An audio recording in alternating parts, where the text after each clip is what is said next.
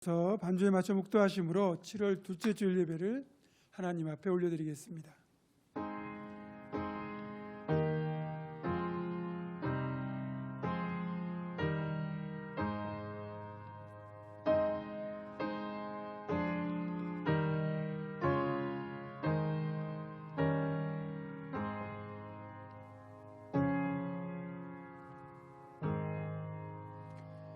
아름답고 거룩한 것으로 여호와께 예배할지어다. 온 땅이여 그 앞에서 떨지어다. 모든 나라 가운데에서 이르기를 여호와께서 다스리시니 세계가 굳게 서고 흔들리지 않으리라. 그가 만민을 공평하게 심판하시리라 할지로다. 하나님은 영이시니 예배하는 자는 영과 진리로 예배할지니라. 아멘.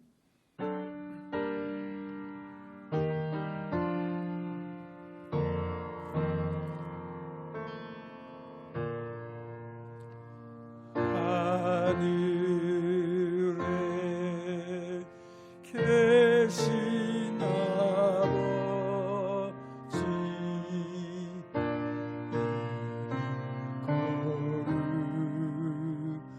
거룩하사 주님 나라 임하시고 뜻이 이루어질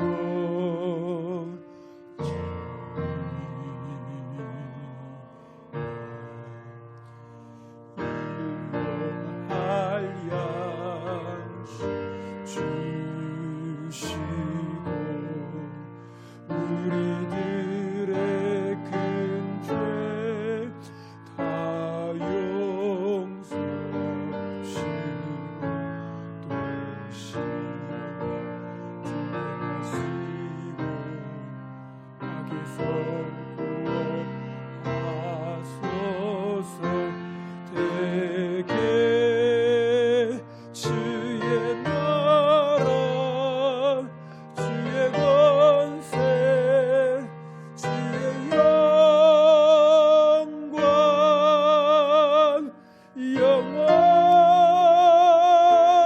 영원히 아멘.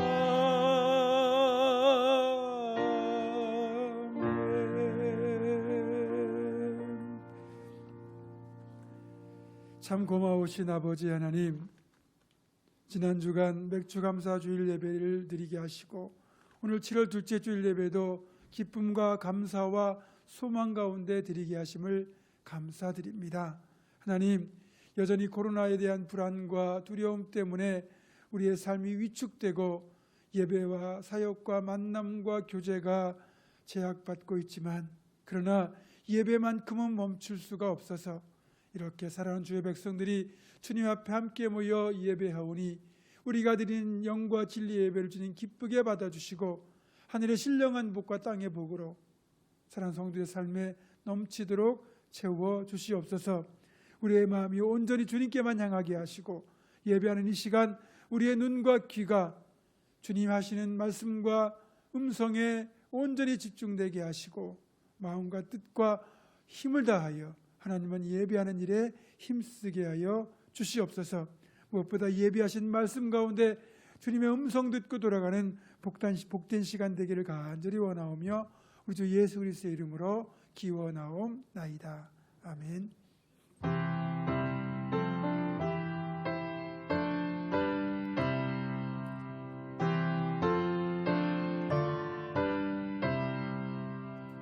예부터 도움 되시고 내 소망 되신 주, 이 세상 풍파 중에도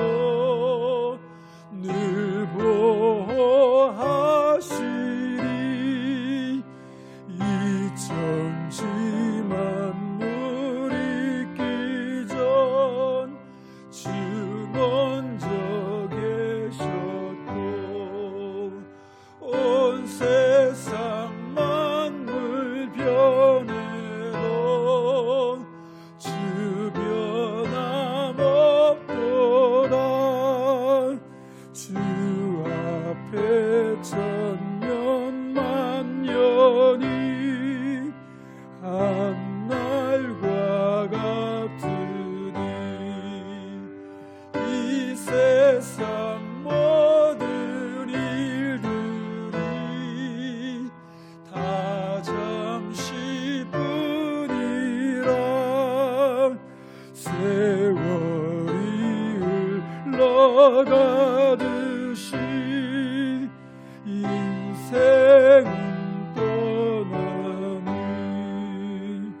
이 인생 100년 살아도 꿈결과 같도다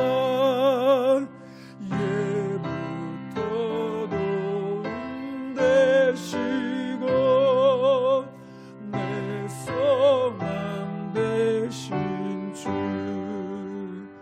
일평생 지나갈 동안 늘 보호하소서.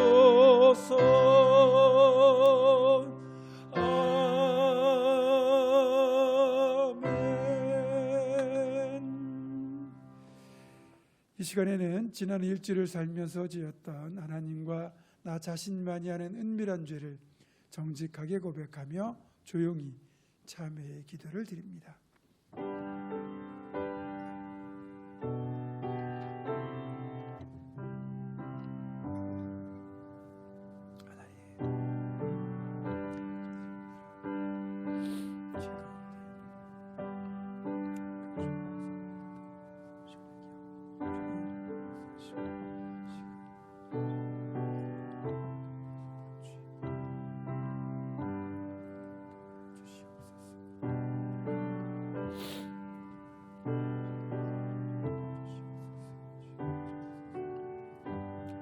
예수는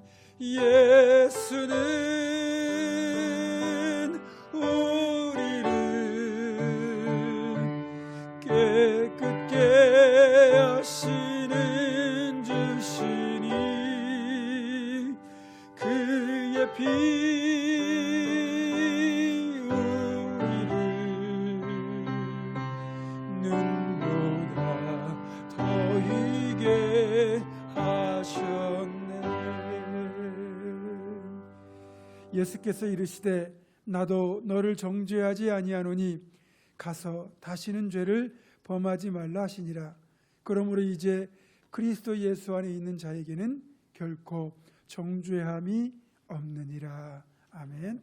다시 사도신경으로 우리의 신앙을 한 목소리로 고백합니다. 나는 전능하신 아버지 하나님 천지의 창조주를 믿습니다. 나는 그의 유일하신 아들 우리 주 예수 그리스도를 믿습니다. 그는 성령으로 잉태되어 동정녀 마리아에게서 나시고 본디오 빌라도에게 고난을 받아 십자가에 못 박혀 죽으시고 장사된 지 사흘 만에 죽은 자 가운데서 다시 살아나셨으며 하늘에 오르시어 전능하신 아버지 하나님 우편에 앉아 계시다가 거기로부터 살아있는 자와 죽은 자를 심판하러 오십니다. 나는 성령을 믿으며 거룩한 공교회와 성도의 규제와 죄를 용서받는 것과 몸의 부활과 영생을 믿습니다. 아멘. 자리에 앉으셔서 교동문 18번 시편 31편을 교독합니다.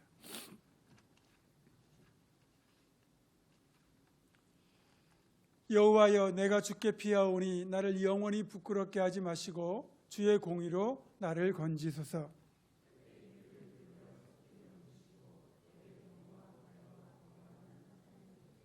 주는 나의 반석과 산성이시니 그러므로 주의 이름을 생각하셔서 나를 인도하시고 지도하소서.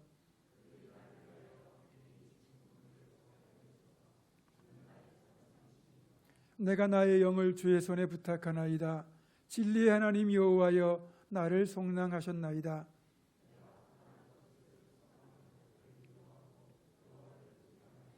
내가 주의 인자하심을 기뻐하며 즐거워할 것은 주께서 나의 고난을 보시고 환난 중에 있는 내 영혼을 아셨으며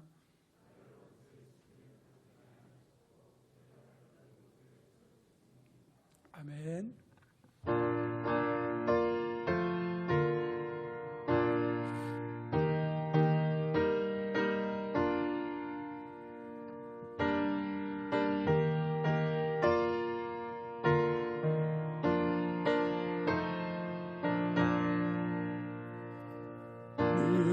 누가 주를 따라 섬기려는가?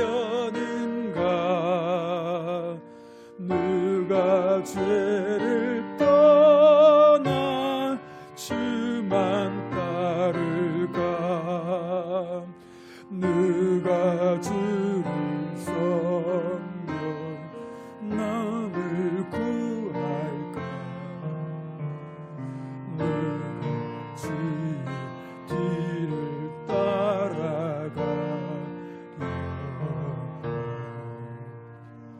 부르심 받아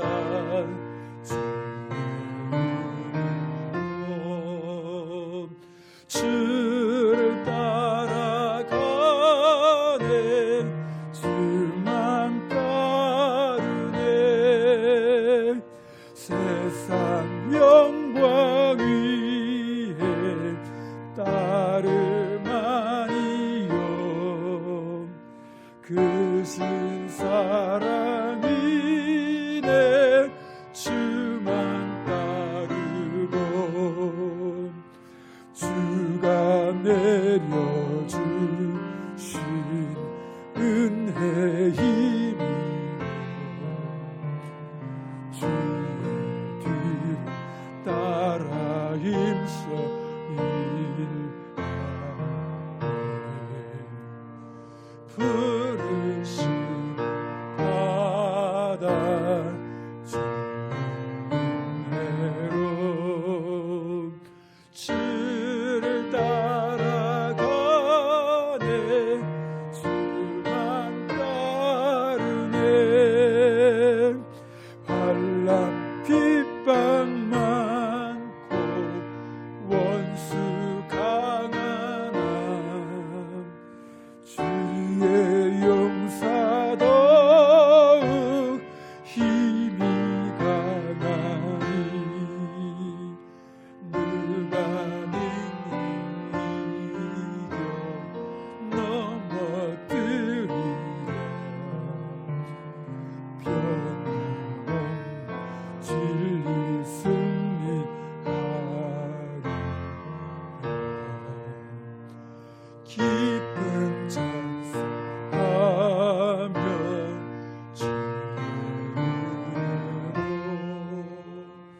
주를 따라가네. 주만 따르네. 아멘. 이 시간 우리를 대표하여 이기찬 집사님 기도하시겠습니다.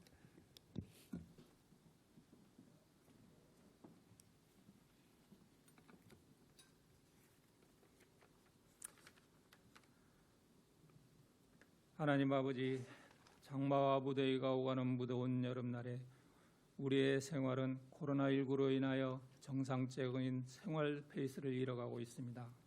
이 어지러운 삶 가운데서도 항상 함께 하시고 지켜주시어 주일 주님 앞에 예배드리는 삶을 허락하셔 주심을 감사드립니다.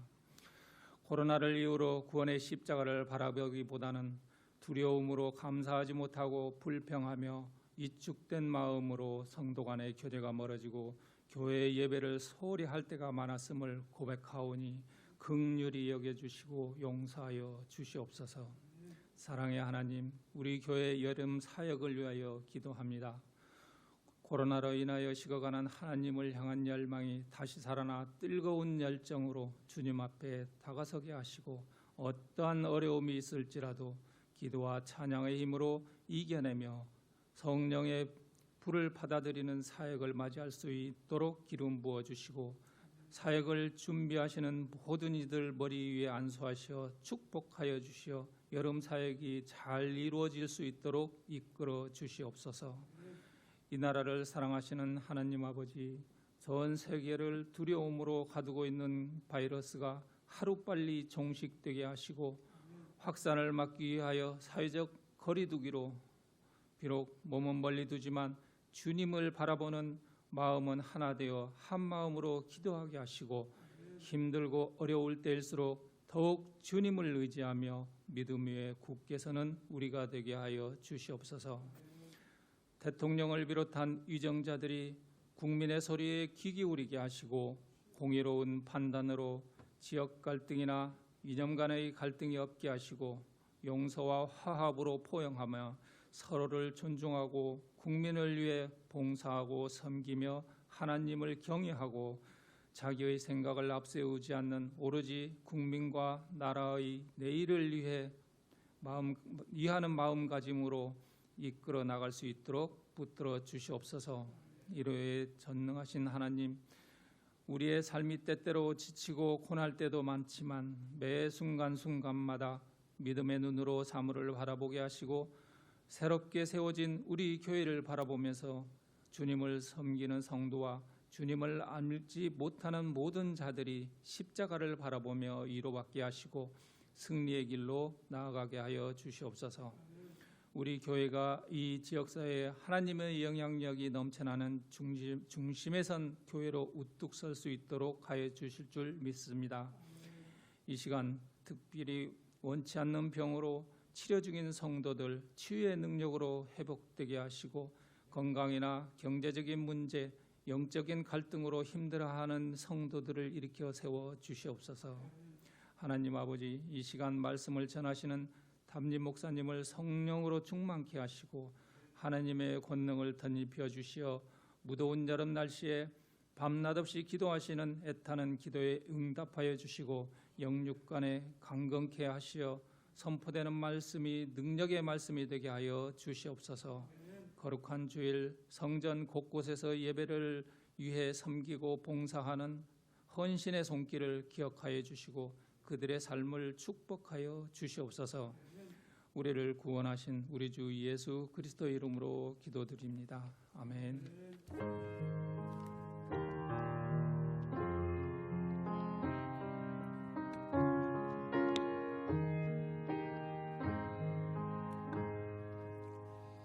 봉헌합니다.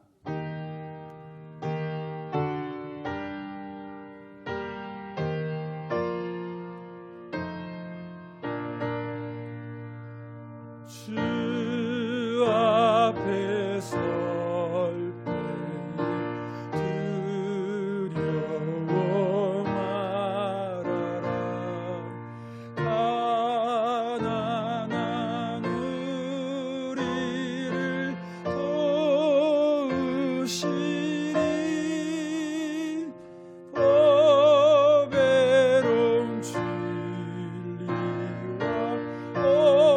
온유한 사랑 주님께 다 바친 귀한 예물 떨면서 바치는 이 작은 예물도 주님은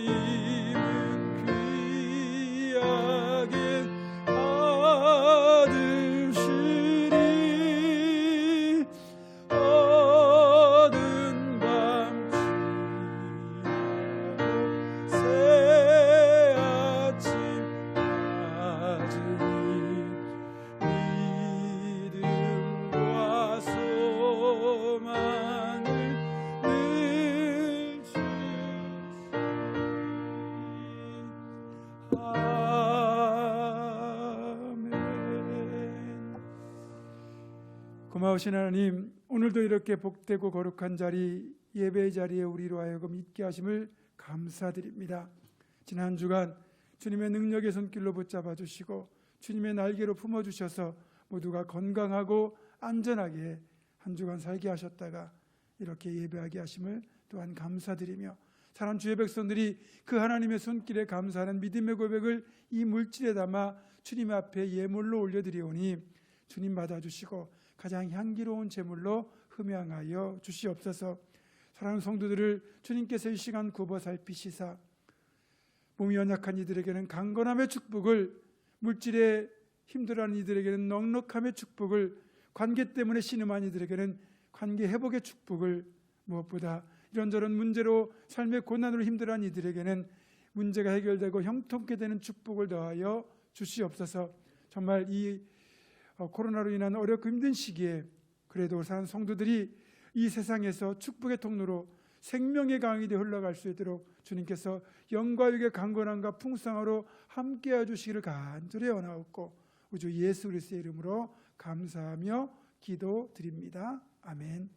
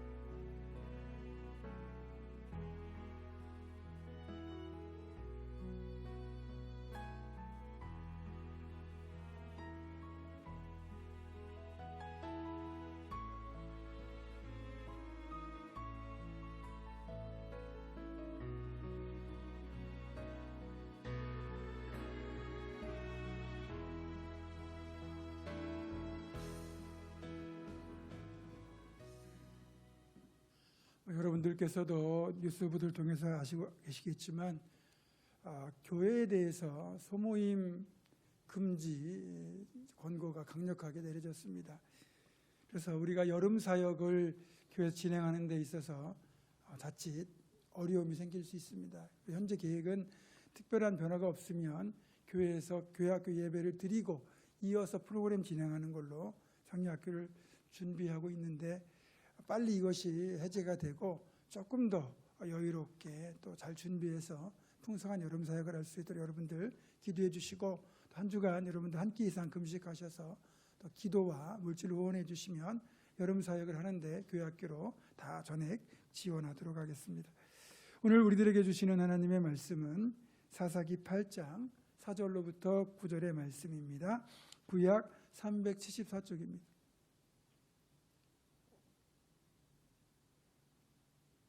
사사기 8장 4절로부터 9절의 말씀을 제가 봉독합니다. 기드온과 그와 함께 앉아 300명이 요단강에 이르러 건너고 비록 피곤하나 추격하며 그가 숫곳 사람들에게 이르되 나를 따르는 백성이 피곤하니 청하건대 그들에게 떡덩이를 주라. 나는 미디안의 왕들인 세바와 살문나의 뒤를 추격하고 있노라 하니 숫곳의 방백들이 이르되 세바와 살문나의 손이 지금 네 손 안에 있다는 거냐? 어찌 우리가 네 군대에게 떡을 주겠느냐 하는지라. 기드온이 이르되 그러면 여호와께서 세바와 살문나를 내 손에 넘겨주신 후에 내가 들가시와 찔레로 너희 살을 찢으리라 하고 거기서 분우엘로 올라가서 그들에게도 그같이 구한즉 분우엘 사람들의 대답도 숫곳 사람들의 대답과 같은지라. 기드온이 또 분우엘 사람들에게 말하 이르되 내가 평안히 돌아올 때 이 망대를 헐리라 하니라. 아멘. 불과 300명의 용사만으로 13만 5천 명이라는 미디안 연합군들 대적을 완벽히 깨뜨린 기드온은 그 여세를 몰아서 이제 패잔병들을 추격하기 시작합니다. 기드온은 급히 추가로 군대를 소집했고 2차 소집령에 따라서 많은 군사들이 요단 강변으로 합류하였습니다. 그 중에서도 에브라임 지파에서 나온 군사들이 주도를 해서 미디안의 두 방백인 오렙과 스렙을 포함한 잔당들을 소탕했고요. 이들 덕분에 비교적 수월하게 기드온은 미디안의 남은 군대를 추가로 무찌를 수 있었습니다. 그렇게 요단강변으로 도주하던 적군들을 물리친 뒤에 이제 에브라임 지파의 사람들이 기드온에게 아주 강력하게 따지고 듭니다. 처음에 미디안과 싸우러 갈 때 왜 자기들을 부르지 않았느냐는 항의였습니다. 실제로 기드온이 미디안과 싸우려고 군대를 소집했을 때 모였던 그 3만 2천 명 중에는 에브라임 지파가 없었습니다. 여기에는 이유가 있습니다. 기드온이 속한 지파가 므낫세 지파예요. 그런데 이 에브라임 지파와 므낫세 지파는 둘 다 요셉의 후손들로서 요셉의 장자권을 두고 경쟁하던 사이입니다. 창세기 마지막 인물인 이 요셉은 이제 이집트에서 아스낫이라는 여성과 결혼을 해서 두 아들을 두게 되는데 장남이 므낫세고 차남이 에브라임입니다. 그런데 공교롭게도 요셉의 아버지, 그러니까 에브라임과 므낫세의 할아버지인 야곱이 죽기 전에 이 두 형제를 불러다가 축복 기도를 하게 되는데 야곱이 차남인 에브라임을 므낫세보다 더 높이는 더 큰 축복을, 즉 장자의 축복을 에브라임에게 하게 되지요. 혈통으로는 므낫세가 장자인데 영적으로 보면 장자의 축복을 차남인 에브라임이 차지하게 된 겁니다. 게다가 모세의 뒤를 이어서 가나안 입성을 하고 하나님 땅 정복을 했던 위대한 지도자 이 여호수아가 바로 에브라임 지파 출신입니다. 그러다 보니까 에브라임 지파의 이 자존심은 남달랐다고 할 수 있죠. 그리고 므낫세는 혈통상은 자신들이 장자인데 에브라임에게 그렇게 주도권을 빼앗기다 보니까 이 두 지파 간의 자존심 경쟁이 만만치가 않았다는 거죠. 여기에다가 대부분의 사사들이 전쟁을 치를 때는 우선적으로 자기 지파, 자기가 속한 지파에서 군대를 소집하고 그 지파와 가까운 이웃 지파들이 여기에 연합을 해서 전쟁을 치러냈기 때문에 아무래도 기드온 역시 군대를 소집할 때 자기 지파와 주변 지파들을 그렇게 주로 소집했을 것이고 에브라임 지파가 소외되었을 가능성이 있다는 거죠. 이렇게 수백 년 전부터 에브라임과 므낫세는 장자권을 두고 경쟁을 했던 사이이고 또 므낫세 출신의 기드온이 사사가 되어 군대를 소집하니까 에브라임 지파에서는 알았으면서도 은근히 비협조적인 태도로 나올 수밖에 없었던 겁니다. 또 한 가지, 에브라임 지파가 볼 때 이번 전쟁은 이길 수 없는 전쟁이다. 그러니까 괜히 전쟁에 합류했다가 목숨만 잃고 피해만 보게 될 것이다 라는 판단이 작용했을 가능성도 있습니다. 그래서 기드온이 군대를 소집할 때 여러분 소문이 얼마나 빠릅니까? 굳이 전령이 오지 않아도 미디안과 전쟁이 벌어지는구나를 알았을 거예요. 그런데 그런 사실을 알면서도 기드온의 소집 명령에 응하지 않았던 거죠. 그리고 100번을 양보해서 에브라임 지파 쪽으로는 전령이 가지 않았다 할지라도, 그래서 군대 소집 자체를 몰랐다고 할지라도 어쨌든 이 사실을 모르지는 않았을 텐데 그렇게 가만히 있다가 전쟁의 양상이 이스라엘에게 유리하게 전개가 되니까 잽싸게 참여해서 여기에 숟가락을 얹은 것처럼 보입니다. 이 에브라임 지파는 방귀 낀 놈이 성낸다는 그 말처럼 행동하는 거죠. 오히려 처음부터 왜 자신들을 부르지 않았느냐고 따지고 들면서 은근슬쩍 이 전쟁의 승리의 공을 자신들이 차지하려고 합니다. 에브라임 사람들은 므낫세 출신의 기드온이 사사가 된 것부터가 마음에 들지 않았는데 이렇게 승리의 영광을 가로채는데도 동일하게 그렇게 행동합니다. 그리고 이 전쟁이, 여러분 이스라엘 민족이 치른 전쟁은 단순한 전쟁이 아니라 하나님의 이름으로 치러내는 거룩한 전쟁, 국가 차원의 전쟁입니다. 그런데 에브라임 지파는 자꾸 이 전쟁을 지파의 명예를 건 싸움으로 몰고 가려는 경향이 보인다는 거죠. 승리의 영광을 철저히 하나님께 돌려야 되는데 누가 승리의 주역인가를 따지고 드는 모습이 바로 그렇다는 겁니다. 하지만 감사하게도 기드온은 이런 에브라임 지파의 항의에 꽤 성숙한 모습으로 대처를 합니다. 솔직히 이런 소리를 들었다면 우리 같으면 이 에브라임 지파의 적반하장 같은 태도 앞에서 어떻게 반응하겠습니까? 열받고 화가 나서 그래 한번 붙어보자 라고 할 수도 있는데 기드온은 참 성숙하고 지혜로운 지도자인 것이 이들의 항의를 대하는 태도를 보면 잘 드러납니다. 기드온은 이들의 이율배반적인 항의에 흥분하지 않고 차분하게 이렇게 대답합니다. 오늘 본문 앞부분 2절과 3절입니다. 기드온이 그들에게 이르되 내가 이제 행한 일이 너희가 한 것에 비교되겠느냐? 에브라임의 끝물 포도가 아비에셀의 만물 포도보다 낫지 아니하냐? 하나님이 미디안의 방백 오렙과 스앱을 너희 손에 넘겨주셨으니 내가 한 일이 어찌 능히 너희가 한 것에 비교되겠느냐 하니라. 기드온이 이 말을 하며 그때 그들의 노여움이 풀리니라. 기드온은 에브라임의 끝물포도, 형편없는 포도가 기드온의 만물포도, 제일 좋은 포도보다 더 낫지 않냐, 이 말로 이번 전쟁의 승리의 영광을 그리고 공로를 에브라임 지파에게 돌립니다. 그러면서 오렙과 스앱이라고 하는 미디안의 두 방백, 그러니까 미디안 군대를 이끌었던 강력한 두 명의 지휘관, 이 두 사람을 이들이 처치했으니까 너희가 공로가 크다, 이렇게 승리의 영광을 넘겨주죠. 오렙이 그 이름이 까마귀란 뜻이고요, 스앱은 늑대라는 뜻입니다. 그러니까 이름 자체에서 이 두 지휘관의 강력함이 느껴지죠. 그런 강력한 지휘관 두 방백을 제거했으니까 너희 공로가 제일 크다, 그렇게 말하고 있는 겁니다. 기드온은 전쟁에서 최고의 수훈인 적장을 제거한 공로를 들어서 에브라임 지파에게 승리의 영광을 다 넘겨줍니다. 사실 공로로 따지자면 기드온과 이들의 공로가 비교가 되겠습니까?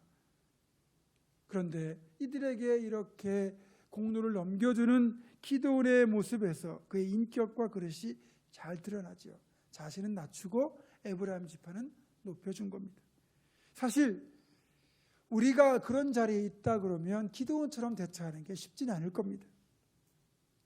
사람이란 모름지기 자신의 업적을 은근히 자랑하고 싶어 하거든요. 특히 기드온 같은 경우는 어쨌든 사사이기 때문에 자신이 지도자인 사사로서 얼마나 훌륭하게 이 일을 해냈느냐를 드러내야만 합니다. 그러니까 지금 에브라임 지파의 이 말을 듣고는 이들 무슨 헛소리냐, 내가 300명만 데리고 300명의 용사만 거느리고 목숨 걸고 싸워서 이긴 건데 어디에서 숟가락을 얹으려고 하느냐라고 할 수 있거든요. 그런데 기드온이 만약에 이렇게 나간다면 에브라임 지파와 싸우자는 거잖아요. 손바닥도 마주쳐야 소리가 나는 법이잖아요. 그러니까 이런 에브라임 지파의 도발적인 행동에도 불구하고 기드온이 맞대응을 자제하고 그들에게 공로를 양보하니까 싸움이 안 되는 겁니다. 그리고 에브라임 지파도 더 이상 할 말이 없는 거죠. 잠언 15장 1절은 이렇게 말씀합니다. 유순한 대답은 분노를 쉬게 하여도 과격한 말은 노를 격동하느니라. 유순한 대답이 뭐겠어요? 상대방을 인정해주고 품어주고 참아주고 그렇게 지혜롭게 하는 말이잖아요. 그러면 분노를 쉬게 한다는 거예요. 하지만 내 성격 따라서, 내 성질 따라서 그냥 과격하게 말을 하게 되면 그것이 다툼을 불러오는 거죠. 부부간에도 또 개인의 관계에서도 한쪽이 양보하고 품어주고 이해하면 싸움까지는 안 가게 됩니다. 마음은 상할 수 있어요. 그러나 싸움까지는 안 갑니다. 그리고 누구라도 자신을 인정해 주는 사람을 싫어하지 않습니다. 사람에게는 사랑받고 싶고 인정받고 싶은 욕구가 다 내재되어 있거든요. 그래서 사랑받고 싶고 인정받고 싶어서 사랑받고 인정받을 만한 뭔가를 하려고 애를 씁니다. 이런 인정받고 싶어하는 욕구가 건강한 방식으로 표출되면 참 좋아요. 그럼 그게 자기 성장으로 이어지는데 이게 부정적인 형태로 드러나는 경우가 있어요. 그걸 우리는 존재감을 드러내고 싶어 한다, 이렇게 표현합니다. 이런 존재감의 욕구를 우리가 잘 활용해야 되는데 자신의 잘잘못과 상관없이 어떻게든 그 자신이 그 공동체에 꼭 필요한 존재라는 사실을 드러내려고 한다는 거죠.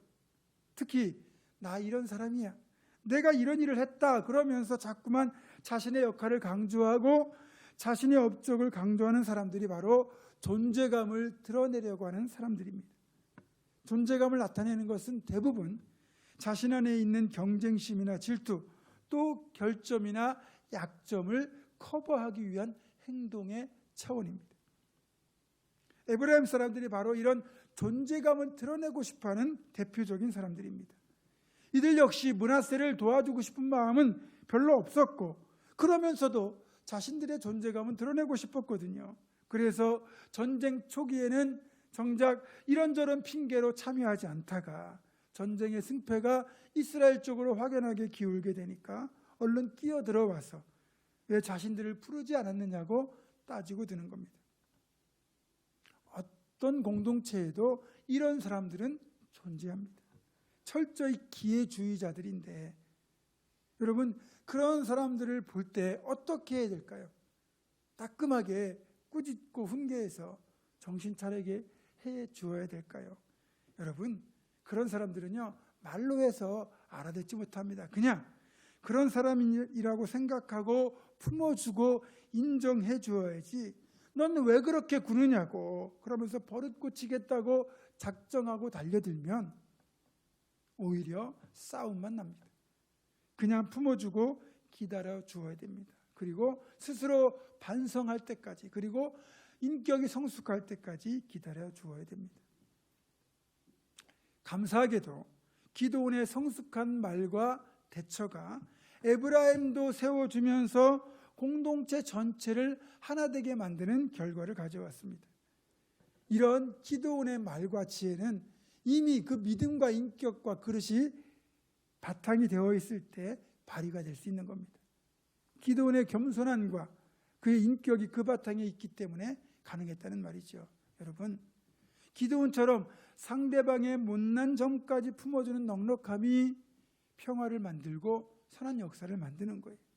무엇보다 우리 교회는 공동체입니다. 다양한 성격과 성향, 재능을 가진 사람들이 세워가는 공동체예요. 여기에는 정말 다양한 사람들이 모여 있죠. 다양한 출신 배경, 다양한 환경, 다양한 성격과 재능을 가진 사람들이 모여 있어요. 그러다 보면 객관적으로 볼 때 더 많이 수고하고 애쓴 분들이 계시고 더 헌신하고 섬기신 분들이 있고요. 그보다 덜하신 분들도 있습니다.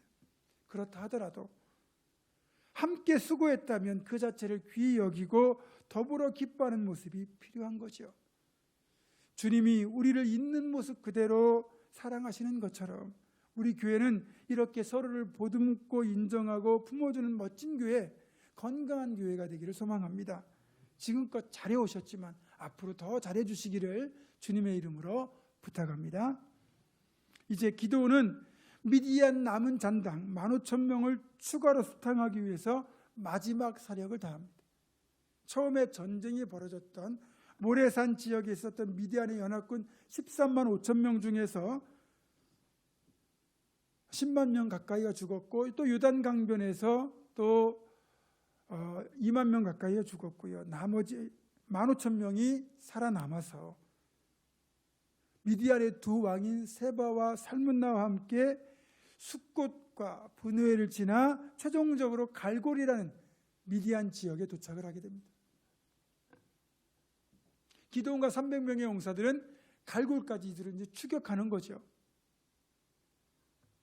모레산 전투만으로 이미 이스라엘의 대승이라고 할 수 있지만 최종적으로 남아있는 잔당마저 소탕을 해야 완벽한 승리 마무리가 됩니다. 그냥 모레산 전투에서의 대승으로 그냥 만족하고 그냥 전쟁을 멈추게 되면 자칫 이것이 또 불씨가 되어 또 어려움을 겪을 수 있습니다. 여러분, 대형 산불이 나면 큰 불을 잡는 것도 중요하지만 잔불이 남아있지 않도록 조심해서 세심하게 살펴가지고 완전히 꺼야 됩니다. 안 그러면 불씨가 돼서나 또 큰 불이 나는 것처럼 미디안의 잔당을 남겨둘 경우 이들이 또 세력을 회복해서 언제 쳐들어올지 모릅니다. 그래서 기드온과 300명의 용사는 힘들고 탈진하고 허기가 졌음에도 불구하고 포기하지 않고 이들을 추격합니다. 그러다가 이제 숫곳이라는 곳에 들렀습니다. 그래서 숫곳 사람들에게 우리가 세바와 살문나를 추격하고 있으니까 먹을 것 좀 달라고 그렇게 요청을 하게 되죠. 그런데 숫곳 사람들은 세바와 살문나가 내 손에 있다고 하는 거냐, 어찌 우리에게 먹을 걸 달라고 하는 거냐. 즉 세바와 살문나를 사로잡은 것도 아니고 그들은 15,000명이고 너희들은 300명인데 너희들이 300명으로 15,000명을 이길 수 있겠다는 거냐. 그러면서 기드온에게 먹을 것을 주지 않습니다. 숫곳 사람들에게 철저히 외면을 당한 거죠. 안타깝게도 그 다음 성읍인 푸누엘을 찾아가서 동일한 부탁을 했을 때 동일한 대답을 듣게 됩니다. 아마도 이 숫곳 사람들과 푸누엘 사람들은 철저히 세속적인 판단으로 이 상황을 판단했을 겁니다. 어쨌든 기드온과 300명의 용사는 숫자가 300이고 이미 지쳐있고 아무리 전쟁에서 패하여 도주하고 있다 하더라도 미디안의 두 왕 세바와 살문나에게는 15,000명의 군대가 있는 겁니다. 이길 수 없는 싸움이라고 생각을 한 거죠. 그래서 기드온을 도와주었다가 오히려 미디안에게 보복당하는 것 아니냐라는 생각을 했을 수 있습니다. 이들은 지금 하나님께서 기드온과 300명의 용사들에게 함께 하신다는 사실은 간과했습니다. 철저히 세상적인 논리 300대 15,000명으로 이 상황을 판단하면서 기드온을 얕잡아보고 피협조를 하고 있는 거죠. 6절을 보면 분명하게 그 사실이 나와 있습니다. 숫곳의 반백들이 이르되 세바와 살문나의 손이 지금 내 손 안에 있다는 거냐, 어찌 우리가 네 군대에게 떡을 주겠느냐 하는지라. 지금 탈진하고 허기가 져서 먹을 것을 구하는 기드온과 용사들에게 용기를 북돋아주고 허기를 해결할 수 있는 먹을 것을 주는 대신에 혹시 훗날 있을지도 모를 미디안의 보복을 두려워해서 이렇게 기드온을 박대하고 있는 거죠. 이들은 하나님보다 세상인 미디안을 더 두려워하고 있는 겁니다. 그리고 푸누엘 사람들 역시 동일한 판단을 했고 기드온의 간청을 이들은 거절합니다. 문제는 이 숫곳 사람들, 푸누엘 사람들이 이방 민족이 아니라는 겁니다. 같은 이스라엘 민족이라는 거예요. 숫곳과 푸누엘은 12지파 중에 갓지파에 속한 성읍입니다. 그래도 에브라임 지파는 처음에는 비협조적인지 모르지만 추가적인 군대 소집에 응해서 기드온을 위해서 싸워주고 그 다음에 생색을 낸 것이지만 이 갓지파의 사람들, 숫곳과 푸누엘 사람들은 아예 비협조적인 태도로 나오고 있습니다. 남보다도 더 못합니다. 그 어떤 것보다 힘을 빼는 경우가 이런 거죠. 그래도 한 핏줄 한 민족인데 남보다 못한 태도를 보이면 얼마나 기운이 빠지겠습니까?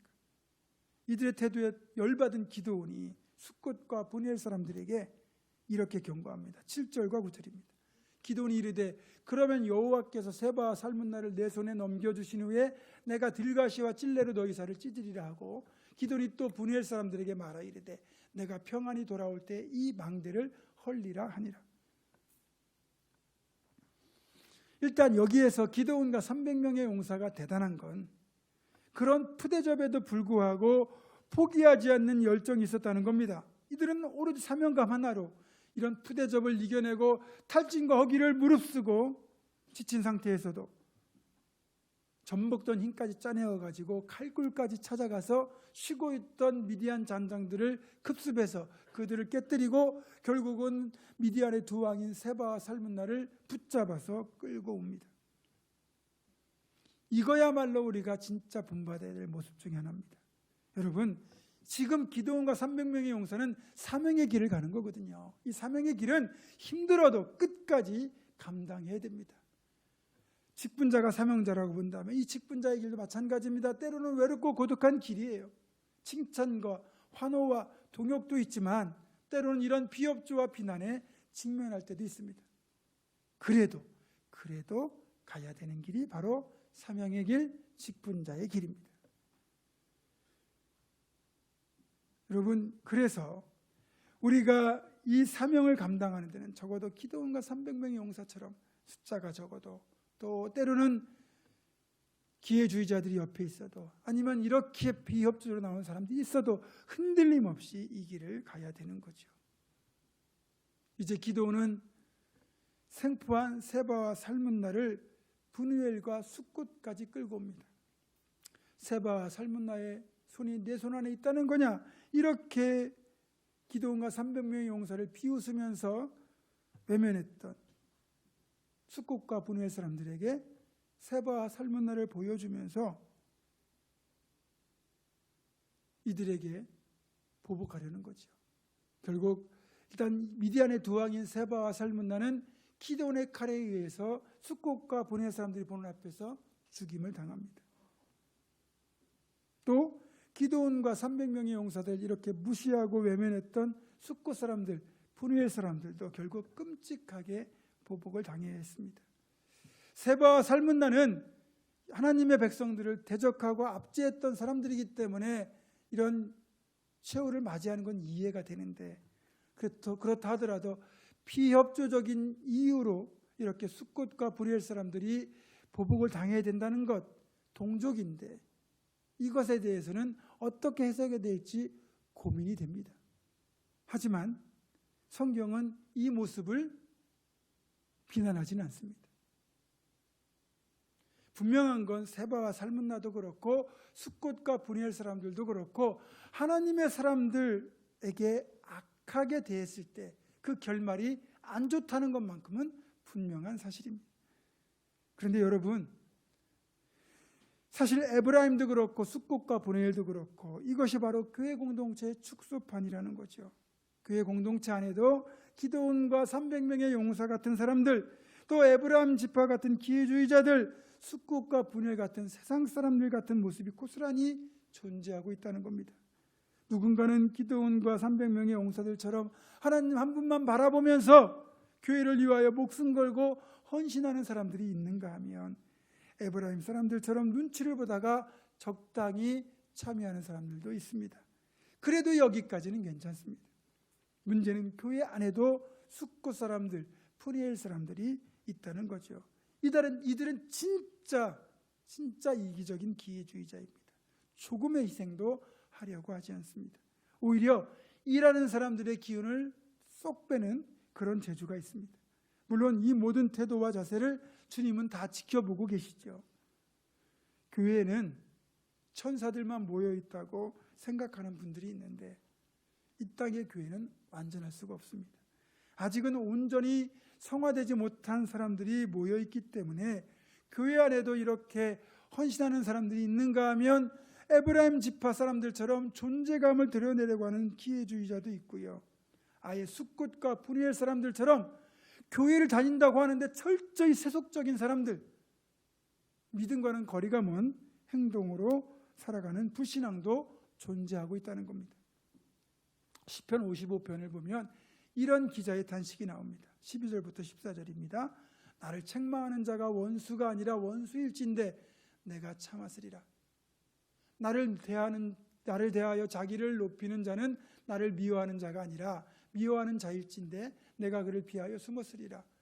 그는 곧 너로다. 나의 동료, 나의 친구여, 나의 가까운 친구로다. 우리가 같이 재미있게 의논하며 무리와 함께하여 하나님의 집 안에서 다녔도다.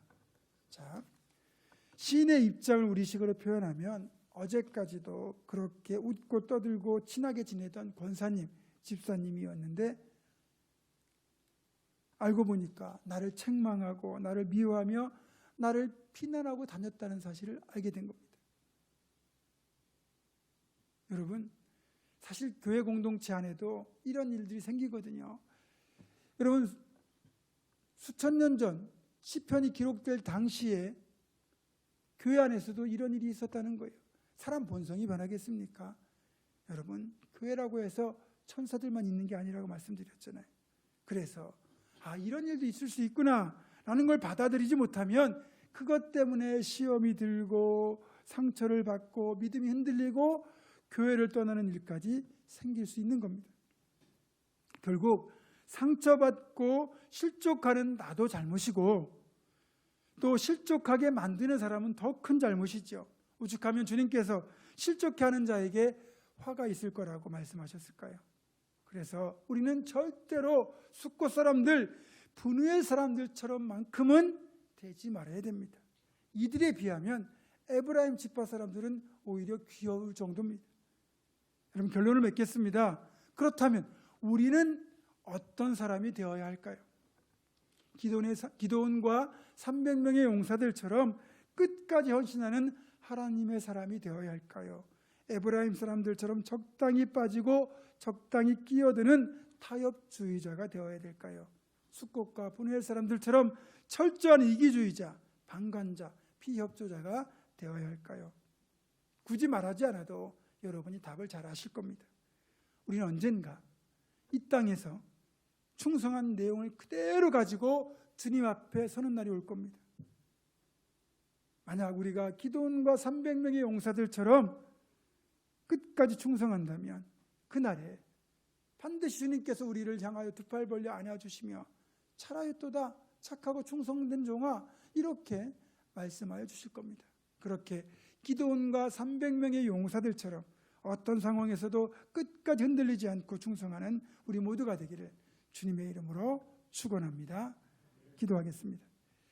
우리를 믿음과 사명의 길로 부르신 아버지 하나님, 믿음을 지키고 교회를 섬기고 사명을 감당하는 길에서 어떤 역경과 고난이 있더라도 끝까지 흔들림 없이 헌신한 기드온과 300명의 용사들처럼 우리도 이 길을 끝까지 걸어가게 하여 주시옵소서.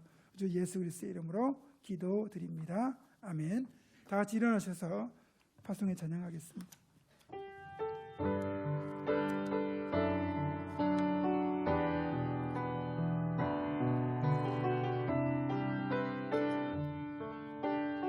주님 노래 항상 인도하시리.